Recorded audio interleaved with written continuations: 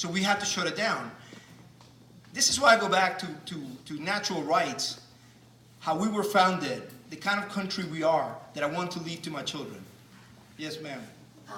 Yes, when I first heard about this, thank you, Mike, for your wisdom here. Association for Education Fairness, I wondered that such a thing even existed in this current PC climate. And can I just say, getting back to the white privilege comment, I'm the daughter of immigrants. My parents came here from war-torn countries with nothing. They worked, they were treated discriminately, they had thick Greek accents. My mother only had a second grade education. She always thought this was the greatest nation. And now, my high schooler going off to college, year after year, as we struggle to find scholarships, we struggle to find help because we're not uber wealthy white privileged people. Her straight A's, her APs, the fact that she stayed up way past midnight, year after year, fighting to get those grades, it's not good enough.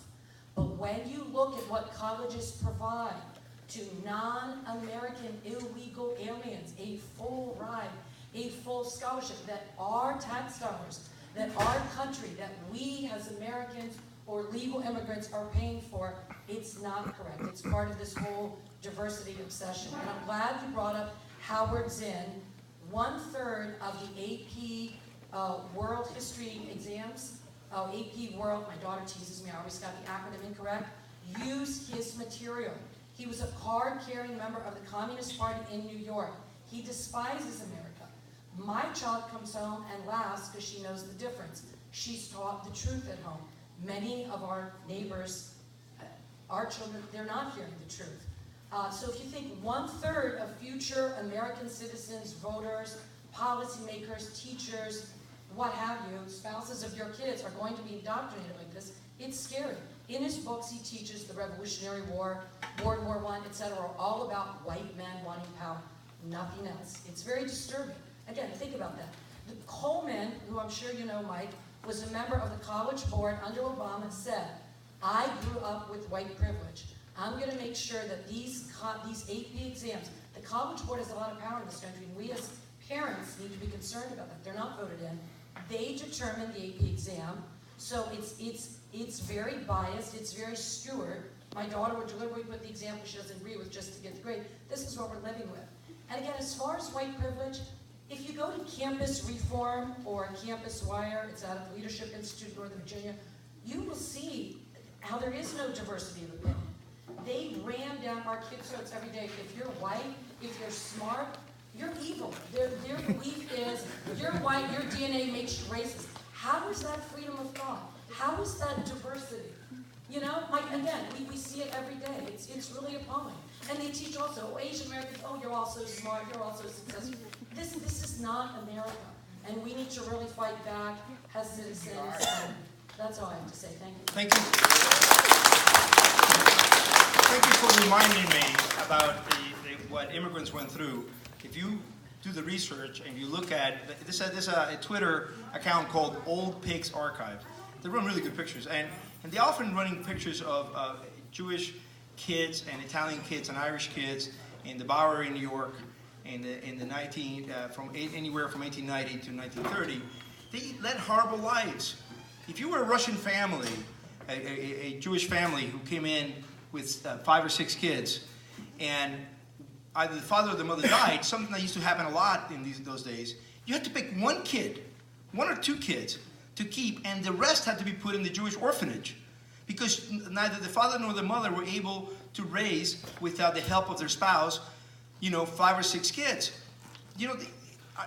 Linda Chavez, who written a really good book called Out of the Barrio, and she said the history of America is each group coming in here, trying really hard, climbing through broken glass to show themselves better than the previous one. That's how, I don't want to seem to be guilty of groupism, but I am a product of Cuban Americans, and we are very proud of that. We're very proud of how hard we work. At Thanksgiving and Christmas, it becomes kind of a cliche. So I had a doctor's degree. I came here and I was cleaning floors at Jackson Memorial Hospital in Miami, or I was sweeping the floor at the court in Miami. We're very proud of that. We're very proud of the work we did. There was nothing that was too miserable for my family members to do in New York or Miami. And that was really the ethos, and that was what each immigrant group that has come through. The Irish were treated horribly, the Italians were treated horribly, the Jews were treated horribly. Immigration is that, folks. You know, don't undertake it lightly. But America offers you the software to succeed, to rise. It is there for you. You know it because you have practiced this in your own lives. You have succeeded. Many of you have. Many of you will. Despite this white privilege, despite the structural marginalization, you know that a lot of that, yeah, there's evil. There are bad people. There are bad people in the world, and nothing can be done about that. But America has to be saved because the promise will be kept. Who else? Yes, back there. Oh, hi, I recognize you. I just want to point out one thing during the last few minutes of a discussion. When you talk about it, some of you are here, and they talk about Harvard is admitting 20% of 20-something percent 22%, Asians, 22%, or could possibly be 32% of Asia. No, that is absolutely not true. Harvard never admitted 20% of their students Asian. Not before, not now, not in the future. By Asian, please correct me if I'm wrong, I mean somebody who lived in Beijing, China, or Tokyo, Japan, or Seoul, Korea, whose first language is Chinese, Japanese, Korean, and who holds a Chinese, Japanese, Korean passport. Those are called Asian. Right. And now we're talking about this 20%. They are Americans. They were born, most of them are born here. They speak English as a first language, and they probably have never been to China or Japan or Korea. And they are as American as black and white and everybody else. So there was never admission 22% of Asian. Those are all Americans. So now talking about if we admit students based on merit only, with color blind, we will not have a white supremacy at all. What we will have is American supremacy. So over 50 years ago, Martin Luther King said he had a dream that in the future his children will live in a society where people are not just by the color of their skin, but by the contents of their character only. That is Martin Luther King's dream. And today we are farther and farther away from that dream. And today I'm very ashamed of anybody in America who thinks he is smarter than Martin Luther King, or who thinks he is holier than Martin Luther King. I'm very ashamed of that. Thank you very much. So you agree with me that we have to get OMB to change these stupid rules and stop categorizing people.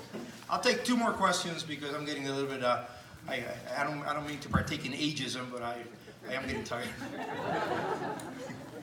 You are talking about, like, people talk about Harvard and the policy, but I want to ask a very specific question. Yeah, it's fine. Very specific question about here. What happens here in this county? Where? It's on. Just keep talking. If you look at the statistics, 2 years ago, like before 2016, the percentage of the Asian students who are admitted to the magnet program are very stable. But starting from 2 years ago, it drops like about 20%. And this year, the number drops another 15%. Right. So in total, if you look at the specific numbers, right, then the Asian students dropped by 35%. The white students, the number are very stable, a little bit increasing, very stably increasing. If you look at the African American, then the number increased double, more than double. And the Hispanic doubles too. So I want to know what's your comments about that. We asked for data from the county. No, I know. I'm You very know well the aware. story, right? Yeah. I know the whole story. But a lot of reasons saying we cannot release the data. But all the data I'm talking about, Yeah. it's publicly available.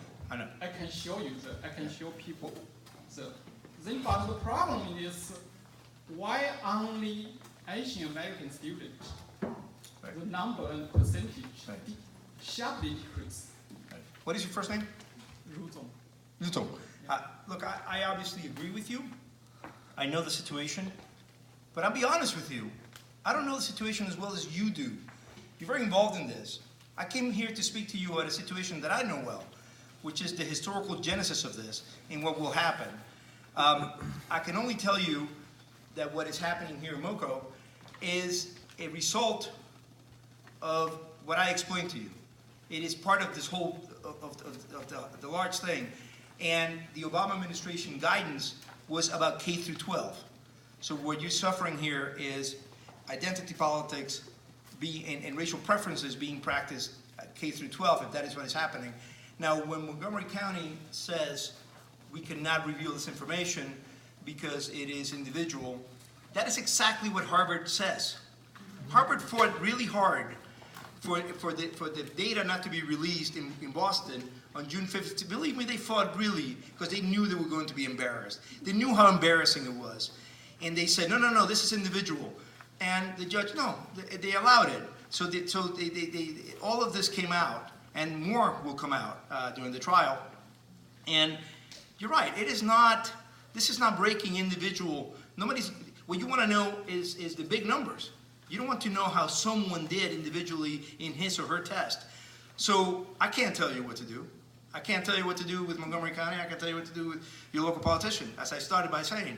But I can tell you that what is happening is within the larger context that I explained. 2 more questions now, and then we're gone. You the green there? Thank you, Mike, for coming in the afternoon with the World Cup going on. Oh yeah, what's the score, by the way? Does anybody know the score? I don't know, I just know that it's going on. A lot of men will stay home today. England won.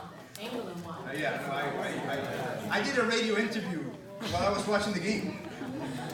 Yes, so my question is that looks like your policy is really at the think tank level, very macro level. So I think as a community, our question as a novice immigrant community, my question would be, have you thought as from the conservative side that why the liberal side was so successful for the last few years? And when you talk about the big thing from OMB for years, why they're so successful and the conservative side cannot find the same formula or recipe to reciprocate that kind of PR? When we talk about the GT here, it's all about achievement gap. Even from me, I have never heard about achievement gap before. I realize it's some kind of policy from top to the bottom, and they execute in a very successful way. Is there any way that the think tank, the Constitution, the college education institution, local grassroots organizations, or even, we don't talk about necessary parties, but how you can mobilize that conservative for the American values.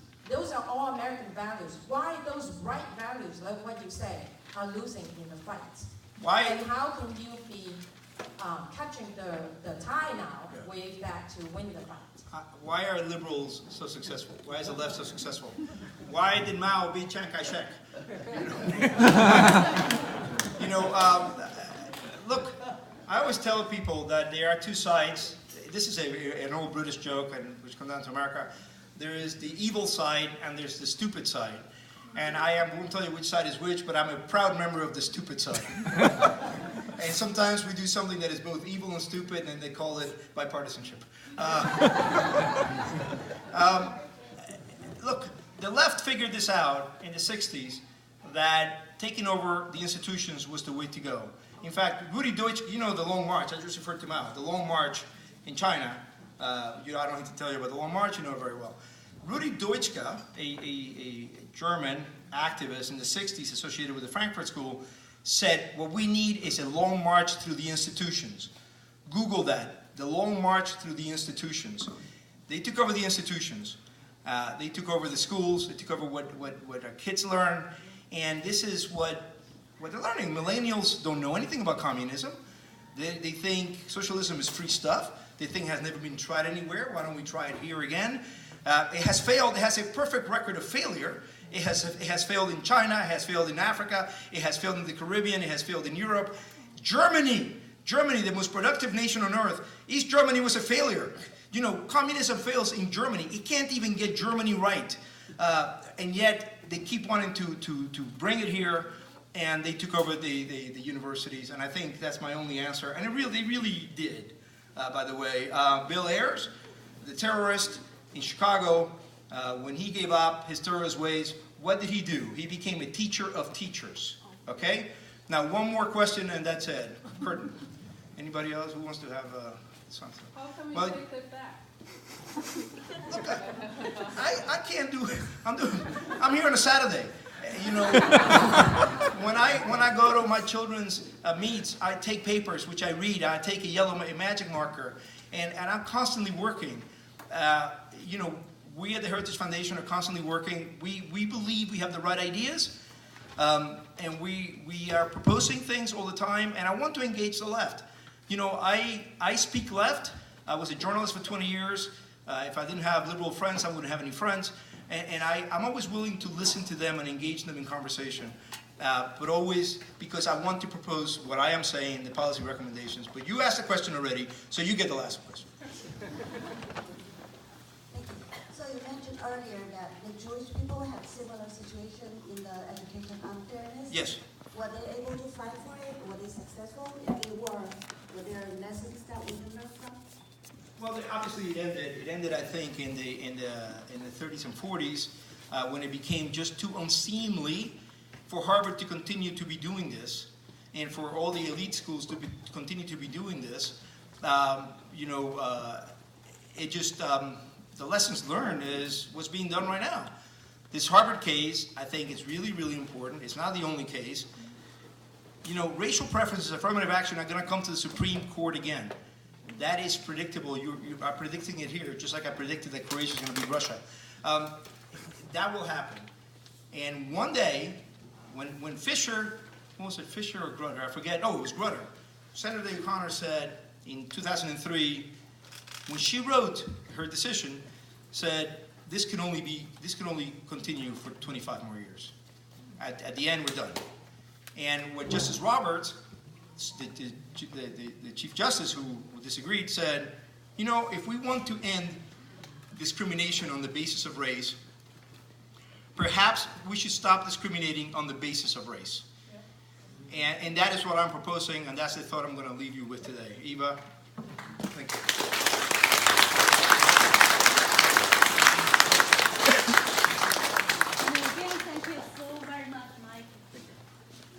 Thank you very much, Mike, for your talk. So I strongly believe that we all have learned a lot from you, and definitely we are looking forward for your next talk in the future.